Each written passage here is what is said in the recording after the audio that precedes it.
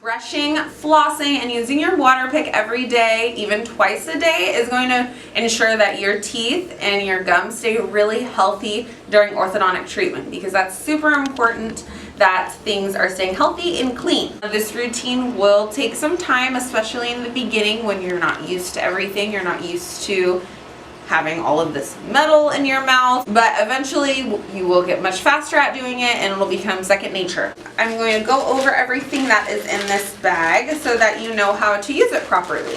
You will receive a travel toothbrush. This is just good to have on you at all times, just in case. If you do not have an electric toothbrush at home, it's okay to use a manual toothbrush or a regular kind of toothbrush, but electric toothbrushes work really great because most of them do have a timer on them, because you should be brushing your teeth for 2 minutes. Typically people only brush their teeth for about 45 seconds, and that is not enough time to be getting every surface of every tooth. It's all about angulation, so angling your toothbrush with your braces on, because just brushing normally is not going to get above and below the brackets, and that's what's most important, because that's where a lot of people tend to miss, especially above the brackets along the gum line. Your gums are just as important as your teeth, so you want to make sure that you're getting things really, really clean. You're going to want to take your toothbrush and brush above the gum line, just like this, okay? Making sure that you're getting way in the back, so move your cheek out of the way, and as well as underneath, just like that. And then like that, and move your lip out of the way and brush like that, okay? You want to get everything in the back. Of course, that was not 2 minutes, but that's just an example for you to know how to angle that toothbrush. You want to make sure that you get the biting surfaces of your teeth behind your teeth and behind your bottom teeth, okay? Next would be flossing.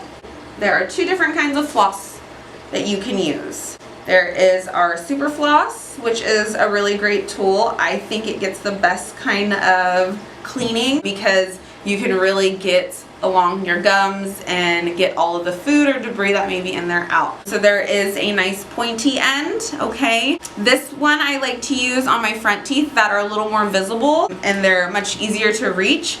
And then there is the platypus flosser that you can use for your back teeth, because those ones are much more difficult to get to, especially with this kind of floss. So our platypus floss is really great because it allows you to floss right underneath the wire and in between your teeth. So you literally go like that and then floss right underneath the wire. So this makes it really fast and efficient as far as flossing your teeth, but this one is really great as well if you run out of the platypus flossers. This one you just kind of go like that and then floss and then pull out, and then you would move to the next tooth. So this one does take a little more time, but that's okay. You definitely want to take your time with this routine so that you make sure that you're getting everything out and you don't have any cavities from keeping anything on your teeth or any buildup or anything like that, because that's not good. This is a really great tool too, especially if you have any food that's stuck. It cleans around your brackets really well because there are little nooks and crannies in each of these brackets. So you just kind of clean in between like that, and it just kind of gets everything nice and clean, okay? You want to make sure you're brushing, flossing next, and then the third step will be using your water pick. Your water pick's really great.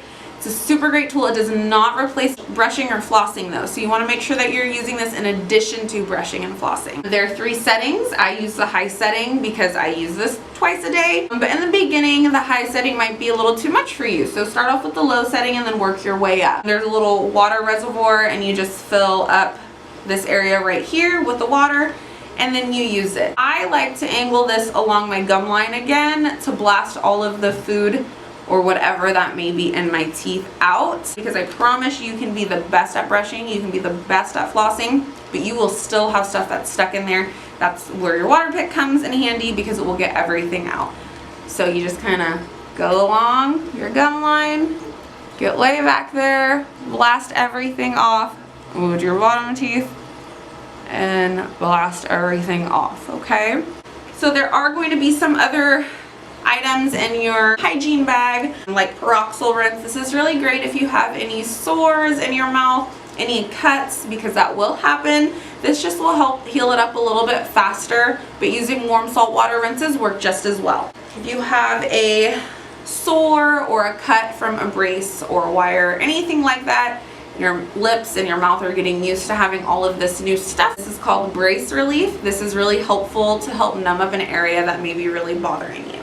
Wax is a really great tool, especially if you're out of town for the weekend, you can't get in to our office to help with something that may be hurting you, a wire, a bracket, anything. This is really great. A little bit does go a long way. So you just take it, you roll it up in your finger, and you just smush it on whatever bracket may be bothering you. Just like that. Okay, and then it just flicks right off when you're done using it, or you have to brush your teeth or eat or anything.